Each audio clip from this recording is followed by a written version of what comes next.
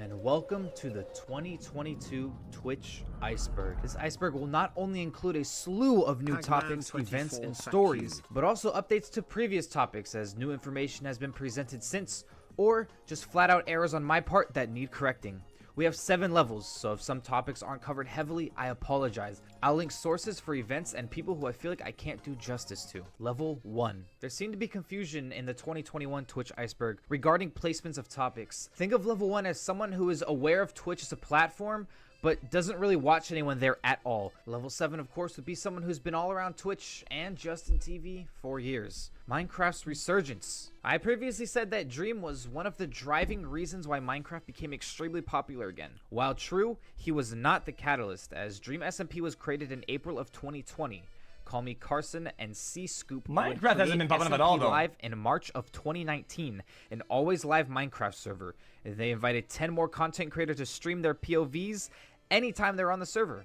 The server ran for about a year before it ended on January 1st, 2020. There were talks of a season 2, but yeah, that didn't happen. Pokimane, what a way to start off 2022, a new Pokimane drama. So this one involved her, Gideon, and surprisingly enough, Ninja. It started out with Gideon sending his viewers to raid her chat. Yo, chat. Guys. Follow her right now, yo. Old news. Follow her right now. We're gonna be back, y'all. This in turn got Gideon permabanned Oh, for that's the whole conducting point. a hate raid, all on his first day as a partnered streamer. Twitch! Pokey! Twitch! The following days, Ninja got involved by saying that he'll do what he can do, involving Gideon's permaban, in turn having that clip get sent everywhere. I could send a text message to my representative and be like, from Gideon says he's sorry. After Pokimane saw it, Jessica Blevins, who is Ninja's wife, told her that Ninja never tried to get Gideon unbanned. Then Ninja sent her this DM, and Jessica followed up with this insane DM. While all this was happening, Gideon and Pokimane met up in real life and made a video officially squashing the beef. So, in the end, Ninja and Ninja's wife yet again have another L underneath their belt. The Twitch security breach. On October 6th, 2021, Twitch's Twitter account tweeted out this in a response to a 125 gigabyte folder posted on 4chan. The folder contained the history of Twitch's source code, payouts to streamers since 2019, and an unreleased competitor to Steam, and a whole lot more. This almost instantaneously caused streamers on Twitter to both freak out and begin messing around by taking their assigned number from the payout list and putting it in their name. Then websites and Chrome extensions started popping up and categorizing streamers by how high they were on the list. Oddly enough, no passwords were leaked, and everyone just kind of forgot about it and went back to business. I'm number 1! Shut up! I'm number 1. Number 1 is an enterprise. It's an agglomeration of it's a bunch of people. Okay, it's not alone. It doesn't count. How does that count? It's number 1. It's number 1. It's number 1. One only. Guys, look, number 1. You can't do anything. I had the finger up. As usual. OTV Rust server. What happens when you throw almost every top Twitch streamer into a Rust server together? Surely nothing but everlasting friendships and memories. You're a fucking loser. Swear to God, man. Eat it up, LSF. Your golden boy's a loser. I don't give a fuck how many viewers you have. You're a Third golden boy? The Rust servers that happened in 2021 started out great, but then some people killed other people. Those people became enraged. People wanted to roleplay instead of play, and a million stream sniping accusations later. Oh, wow. Dude. Listen, this guy's literally sniping, though. That's so fucking cringe. And the era of Rust servers died out faster than any other Twitch meta I have ever seen. No Pixel. What happens when you throw almost every top streamer into a GTA 5 server together? Surely nothing but everlasting friendships and memories. This motherfucker xQc just has something to fucking say. This guy shouldn't even be on the server. Like, what the fuck is this? No Pixel is a heavily modded GTA 5 server that allows streamers and really anyone who applies and gets whitelisted to create a character and Hey! Dude! Guys! Look! Know who that is? that allows streamers and really anyone who applies and gets whitelisted to create a character and roleplay with other people in the server. Now pair that with all the top streamers playing at once and you're bound to run into some issues. People stream sniping, extremely petty drama, And in the case of Penta and Zuma, I got him under arrest, don't worry. I sue you for everything you had. things could escalate even further. After the end of that argument, they went to Twitter.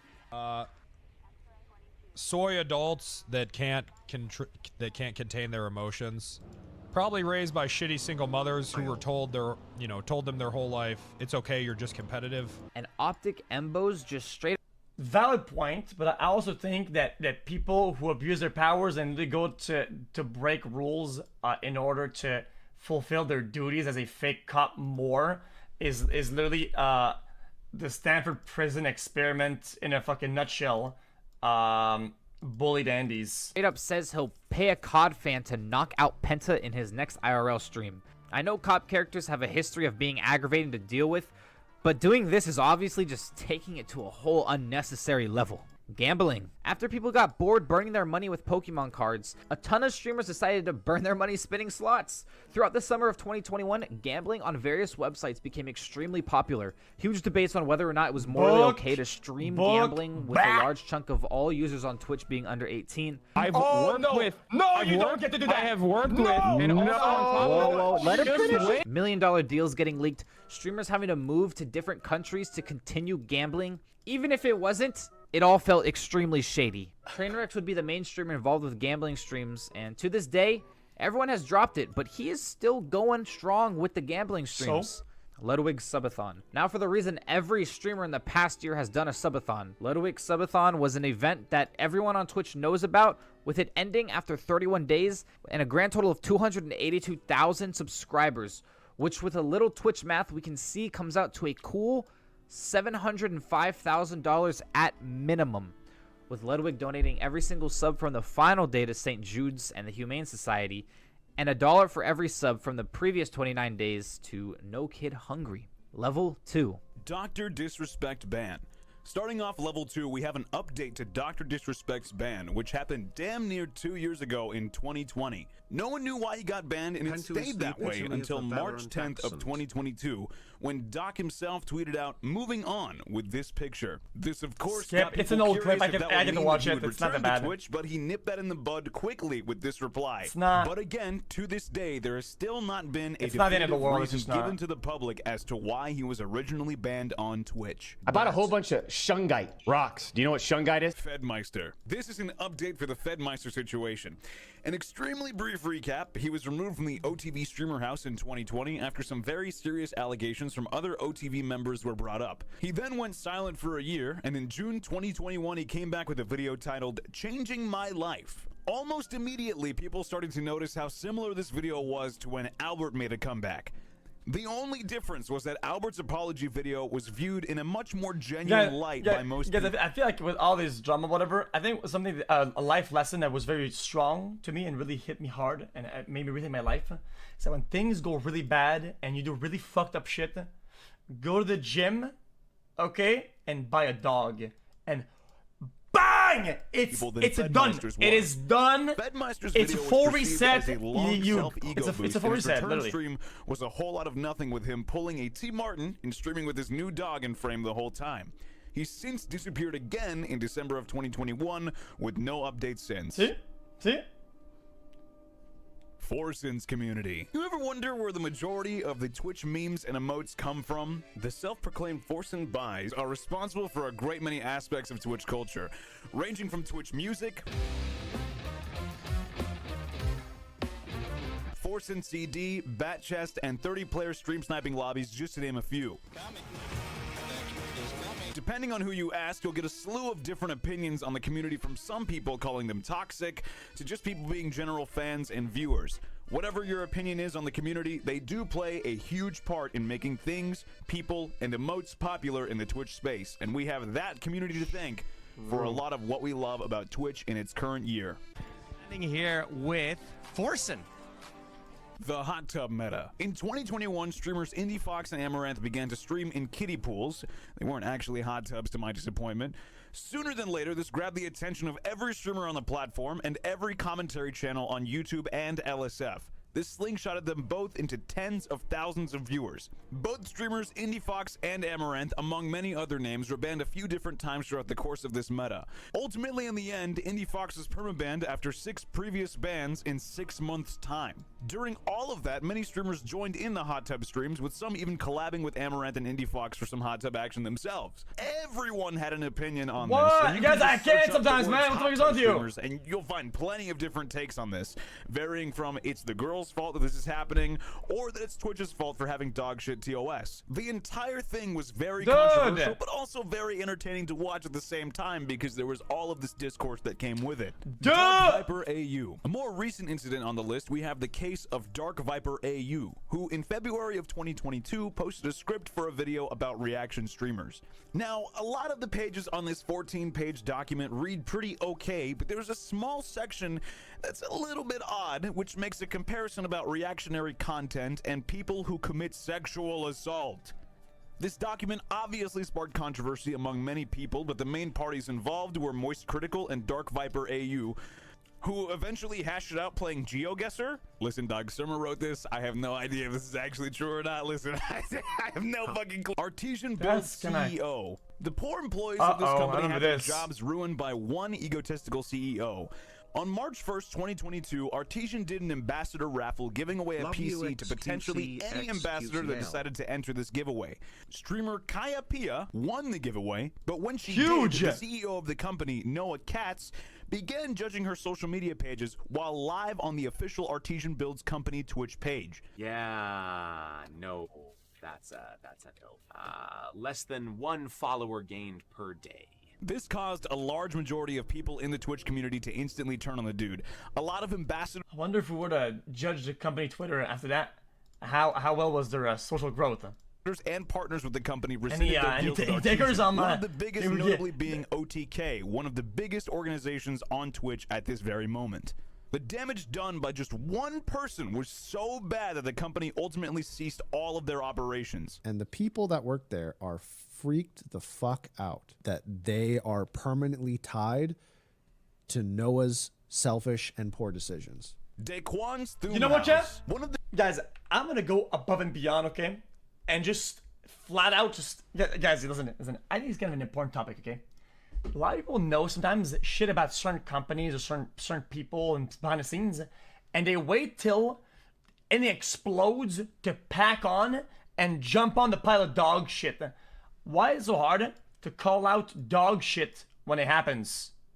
How hard is it to just if you see a whiff of dog shit, just open up about the dog shit? I don't understand it. I don't understand it. Some of these guys, they're not even sponsored either. Some people are not even sponsored either, and they don't say anything. To Noah's selfish and poor decisions. Daquan's Thumbhouse. What? One of the biggest Fortnite content creators, Daquan, dominated Twitch and YouTube, but seemingly disappeared off of social media for years. He made a comeback in 2021, getting... They need their job. In this field, there is so many jobs you can take. So many jobs. I'm not gonna... It's whatever, dude. Signed to NRG. I'm not saying anything. I'm gambling Andy's, with him and Hamlin's being the biggest ones involved. Their return stream averaged 70,000 viewers and peaked at 90,000. But again, 2 months went by and there was radio silence, until Daquan went live in January of 2022 to explain that everything fell through due to horrible internet issues and the house being more or less scuffed with broken air conditioning and showers. Daquan even explained that he doesn't know if he still has a contract with NRG. His last stream was on February 11th of this year, and I hope that everything is well with him and Hamlin's. Level 3, Among Us's popularity. I previously stated that Soda Poppin popularized and created the formula in which you have players in a call and they mute mic after they die, but this was actually wrong. It was Admiral Bulldog who made the formula popular. My apologies. Yep. Hey, how about give me credit, man? Hey, I said but that. This was actually wrong. It was Admiral. I called that the day we'll start saying, I said this. I said Admiral Bulldog was the first one to do it. Shut up! I said that the day it happened, okay? Because Pluto is my a manager of at Twitch, okay? And he told me about the game, okay? About Cinematics, he told I'm pretty they had a whiff of it, and I was like, oh, Admiral Bulldog's playing this, and I was watching it. Bulldog who made the formula popular. And then after a couple days, when Soda asked to play, I was like, yeah, we'll play. because I already knew about it. Okay? Kotaku's on here for them being notoriously awful at covering anything on Twitch. With Whatever, them recently dude. vomiting out an article about the Streamer Awards. Could it be something that was said there? Maybe a controversial creator was invited. Or maybe something insane happened that required immediate coverage. Wait, what happened? I don't get it.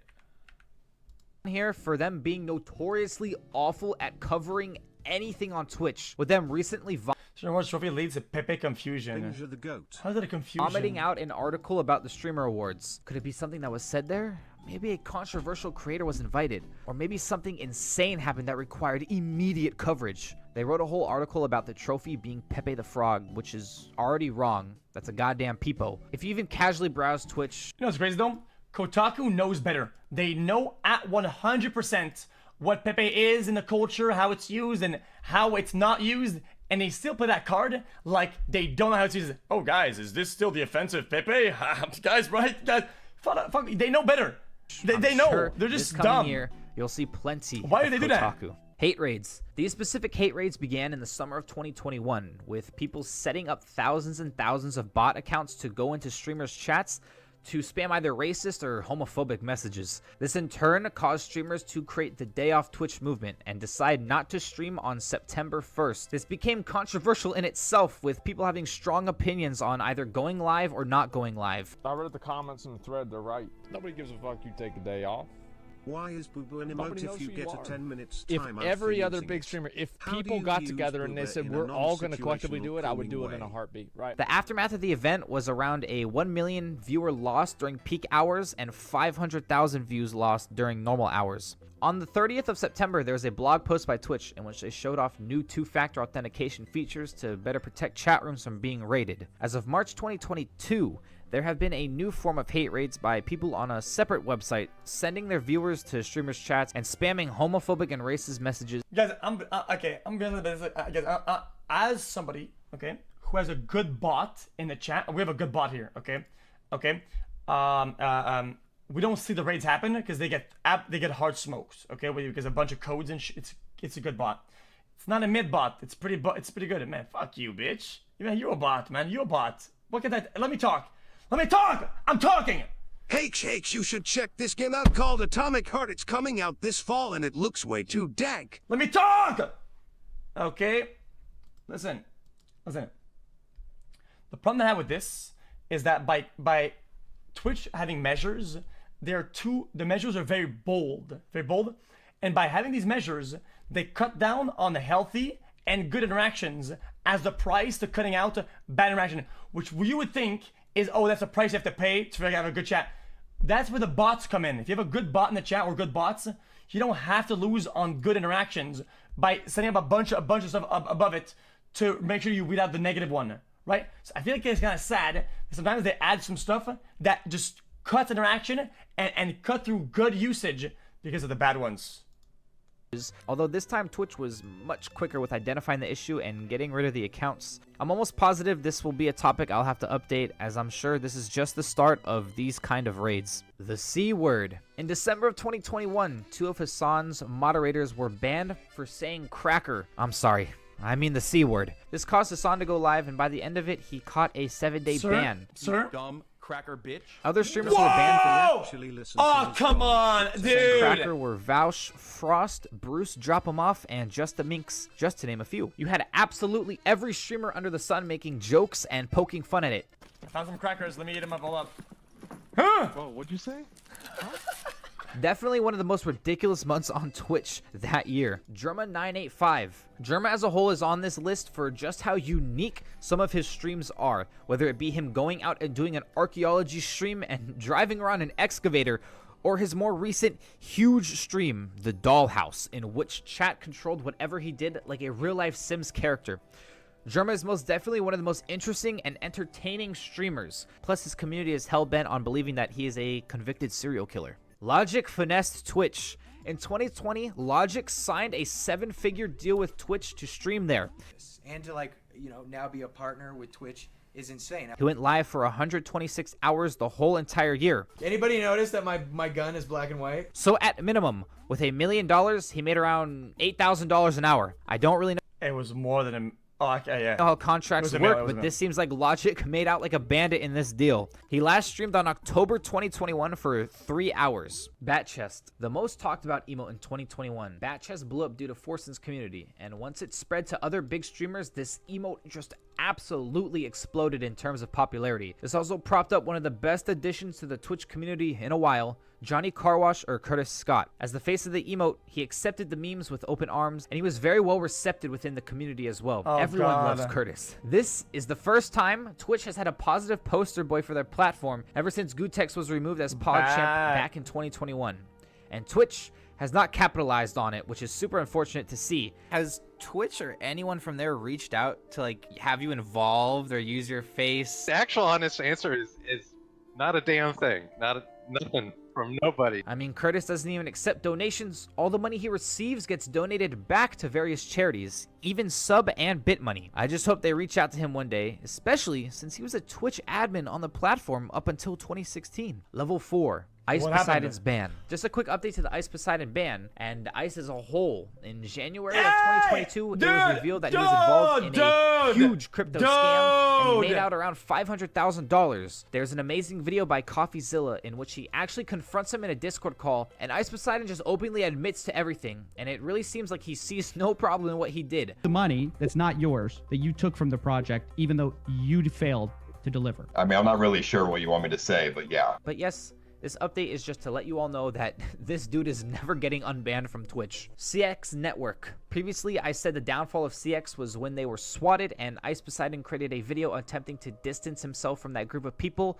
but this was wrong. Those events occurred at the tail end of everything. The real beginning of the end was the string of streams all at a resort in Horseshoe Bay, Texas. The actions displayed by Ice and his crew during these streams was nothing less than dehumanizing. He secretly brought his girlfriend Caroline to the resort and kept her away from the cameras, having her stay in the room the whole day. Viewers somehow I'm gonna just go full cam, guys. There's a lot of footage. There's a lot of found footage out she was there. There's a lot of and in footage. I can't do response, anything. Ice Poseidon attempted to sleep with another girl who was there for the trip. This caused scene after scene out in public near the pool and in hallways. It's professional to go out and slap Kaylee when you're f***ing jealous. Fucking been out with you, dude, when we're Yeah, no shit, because I'm f***ing hot.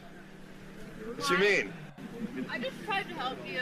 Well, okay, this is a lot. Okay.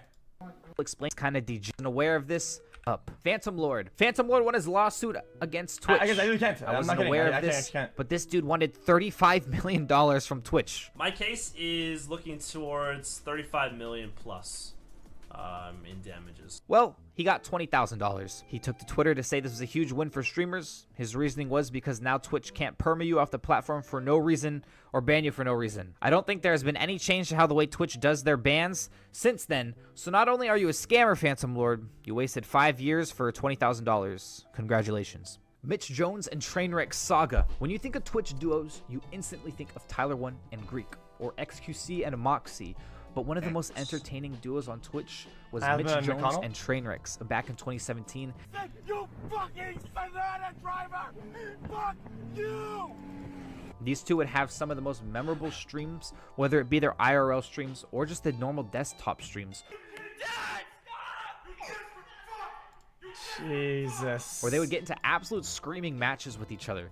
This ended up with them having actual beef, I suppose. Maybe? Yes! You invited me here for that! I'm saying, look! You invited me here for that! Look what you gained! Look! Look! So I'm punished? You woke up at 11 o'clock! But in 2021, an S-Fan clip featuring them joking around would put the rumors that they hate each other to rest. Come on, Mitch. What? Come on, bro. I'm coming, bro. So, like I said, it was 3 years ago. Hassan, 821. When talking about Hassan, I am not talking about the Twitch staff, but instead, I'm talking about the bean-sized head streamer who infamously on August 21st, 2019, had this clip blow up. This is so insane. America deserved 9/11, dude. Fuck it. I'm saying it. Dude! In a video game. This would cause him to catch a 7-day ban and also become one of his community's go-to chat spams, with his community members making videos and edits of the incident. Did you mean that? Yeah. Raj Patel. This one a lot of you may already know, but Mr. Austin Show used to go under the alias Raj Patel, where he ran the game show Raj Royale and other variations like Raj Lorette. Not only did Austin popularize the game show format on Twitch, but when watching these VODs and clips, just the sheer amount of top streamers involved with these streams was insane. Now, I'm not saying these game shows directly blew them up, but having all these faces interacting brought out the best or worst in them, allowing them to be clipped and shipped to LSF and Twitter and wherever. Is it my turn to cause some drama? No. Yeah, baby, let's go. Let me start some drama, Let's bro. fucking do it, bitch. Go ahead, baby. Austin's impact on Twitch with these game shows is most definitely an achievement. He truly was before. Jesus, what? Yo, hey, yo, Austin, if you can watch this clip, man, if you're in chat. Austin's impact. Dude, how is he so handsome in this clip? What the fuck? What the fuck happened? He looks like a fucking model. Impact on Twitch with these game shows is most definitely an achievement. He truly was before his time with how popular this game show format is now on Twitch. OBS and Streamlabs drama. Near the end of 2021, OBS came out on Twitter calling out Streamlabs for not taking the OBS part of Streamlabs OBS out of their name. They even said before the Streamlabs OBS was released, they came to them and asked about it, to which OBS said, no, take the OBS out your name. They didn't listen. And in the same tweet, OBS said that Streamlabs was attempting to file a trademark for the full name Streamlabs OBS. All this was already a lot. Guys, at the time I was with Labs, okay? And I had an agreement with them because it was like an old agreement. And I wanted to do a media share, okay? And I was trying to set it up with them, right? And I was with them at the time at Streamlabs. And then I'm like, guys, I want to do a media share where people donate and, you know, we have like videos play or whatever, right? And they were like, after a while, they came back to me and they were like, dude, you know what? 39. Our shit is so garbage. We're going to allow you to breach contract this time and use your elements just for the event. And I'm like, okay, dude. So I ended up and then another application named Lightstream tweeted out this picture showing that Streamlabs fully copied their whole website layout, and they didn't even have the decency to change the user reviews at the bottom of the website. Just a straight one-to-one copy-paste. It all ended with Streamlabs tweeting out that they are removing OBS from their name. I already know that the Streamlabs booth at TwitchCon this year is going to be extremely awkward. 7TV. Okay, but all jokes aside though,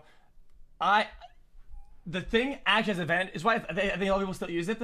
There's some good advantages. They have decent tech. The Streamlabs booth at TwitchCon this year is going to be extremely awkward. 7TV. Throughout the years on Twitch, FrankerFace Z and BetterTTV have been the only two extensions for Twitch that have had any sort of popularity behind them. Following the removal of Gutex as PogChamp and BetterTTV removing Zulol, the extension 7TV began development. The extension was extremely niche, really being only used in some big streamers' chat rooms. I caught wind of the extension with no prior knowledge other than the fact that it was a new extension with some push behind it, and fully vouched for it. Admittedly, that was a mistake, as it was brought to my attention that there were major TOS issues with the website and some questionable privated emotes. There is still discussion of whether the extension is good or not, and I will say basically a year later, the difference between the extension then and now is night and day. They've recruited moderators from all over the Twitch community and have cleaned up the TOS nonsense. But I do enjoy the extension, but the shaky start is something I think people should at least— Why are they using me face, man? I don't even use it. Nonsense. Why is me face on there? I don't even use it. But I do enjoy the extension, but the shaky start is something I think people should at least be aware of. Level 5, the Angela Shibuya. Previously, I said the Angela Shibuya was the face of Kappa Josh DeCino, which is just completely wrong. The Angela Shibuya is an IRL streamer named Rob CD. I believe I got confused when researching because they looked so similar. Hassan. Now. When talking about Hassan, I am not talking about the corn kernel-sized head streamer, but instead the Twitch staff. Just an update to him after he was removed as Twitch staff after multiple allegations and he went silent. Well, he hasn't tweeted since 2020, but in this time away from Twitch, he became a crypto bro, with his last liked tweet from January 2022 being a Twitch metaverse tournament type thing. CSGO Ambi. On January 27th, 2022, a streamer by the name of CSGO Ambi finished a CSGO game and just began to shave his pubes live on stream. Nobody knows why, but he did it. And he received a permaban.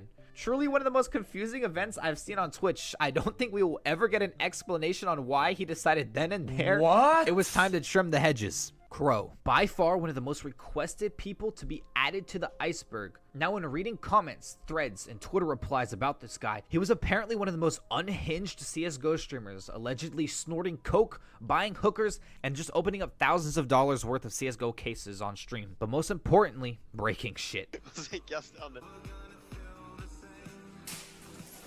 I say allegedly because there's absolutely nothing on this guy. VODs, clips, his Twitter, YouTube, everything is just gone, wiped clean. When clicking any sort of Crow montage video, it's claimed by Crow Reviews, or in some cases just the name Crow itself. In 2018, a channel named Mr. Reviewer started uploading videos, with 2 public ones and 1 unlisted video showing off a Lamborghini Aventador. And in the comments, he hearted a comment telling him to come back to streaming. It seems Crow has a very niche cult-like following, with even pros and streamers like Sean Garris and Alinity referencing him in a tweet from March of 2020. This guy truly is something that deserves much more research. I instantly became invested upon finding out everything had been scrubbed clean. From the clips I was able to find, it did look like these comments were telling the truth. But my favorite one I stumbled upon was a clip of him just shitting himself, then ending stream. Dude, I'll take your Witcher 2 sticker, stick it in my ass.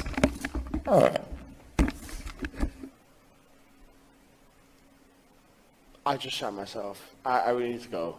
Omhai and Motar2K. Omhai is a name you probably haven't heard of in a very long time. Yeah, they used to donate a lot. But this dude is the reason why people who donate a ton of money to streamers are called oilers. From what we know about him, he comes from a family of royalty from the Middle East, and people refer to them as oil princes. Omhai was really the first person to donate absolutely obscene amounts of money to people like Soda Poppin' and Wreckful. The video of Soda receiving $21,000 in one stream from him was one of the first videos I ever watched about Twitch. That's not what you're supposed to do with money. Why?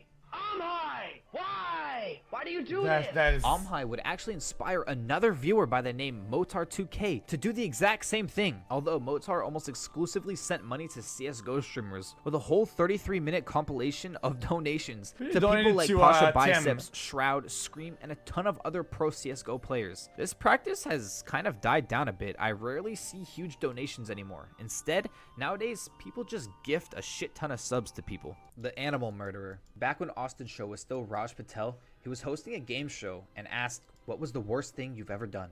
Twitch streamer Aquala Gamer explains she worked as a vet and would kill the pets of people who made her mad. I used to work as a veterinary technician, so I killed someone's dog on Oh, purpose, and I glow up. On purpose? Yeah, but no one knew because, you know. Austin tries to save her by saying that of course that it was a joke and asking her if she feels bad. To which she responds with this. Just say it was an accident? That is... It was an accident. Oh my god, do you regret it?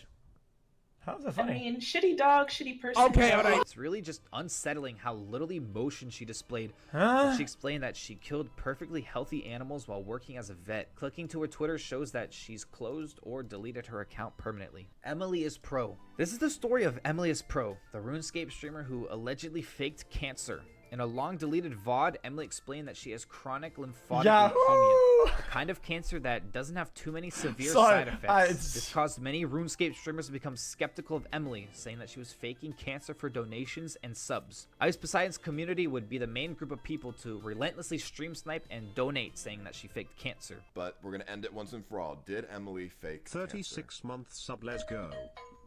20 mil.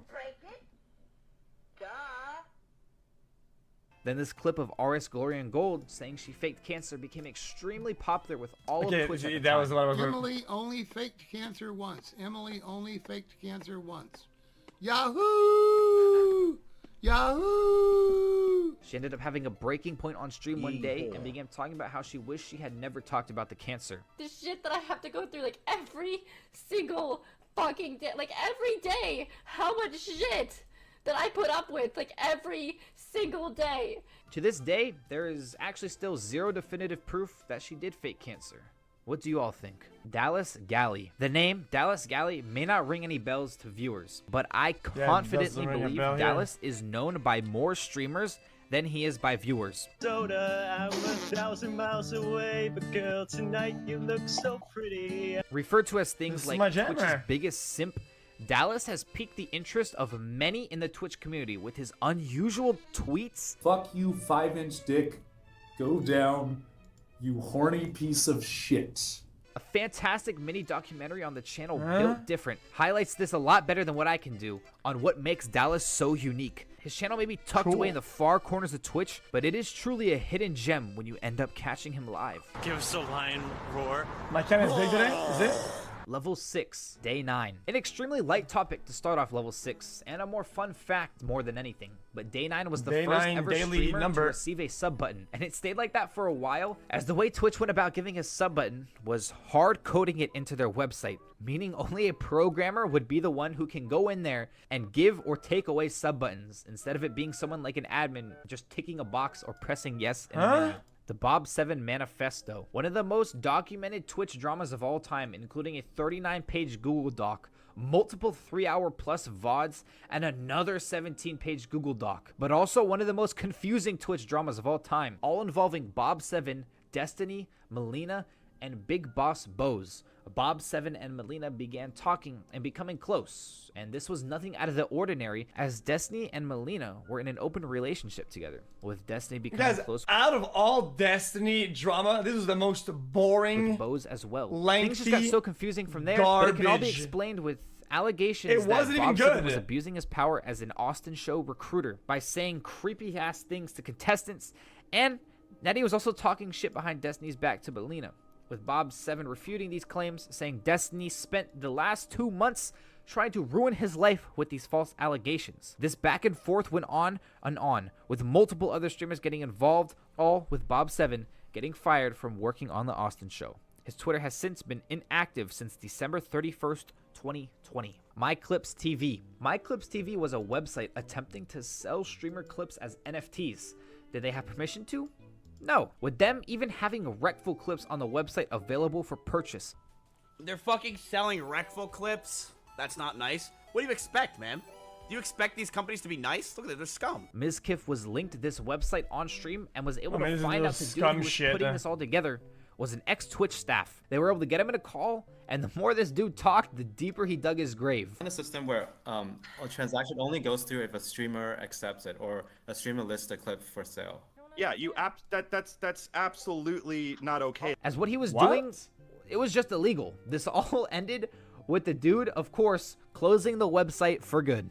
4Player Podcast. 4Player Podcast is on here just for the fact that they are the channel that popularized playing games on stream on Justin TV. Oh, this guy knows what he's talking about. These videos are from 2008. And the way you can see how they created their own format for making live gaming commentary content is quite... Wasn't Justin TV, ironically, kind of started IRL, then went to full game, only game, benefit out game, then a little bit looser IRL, now more out, now it's like IRL like dominating. Look at he's trembling. I just want to hug him. Oh. They would also have a clip of them playing GTA 4 become so popular that a whole section in GTA 5 is a reference to that exact clip. Slow down, Scooter brother! Scooter brother! Scooter brothers! Scooter brother!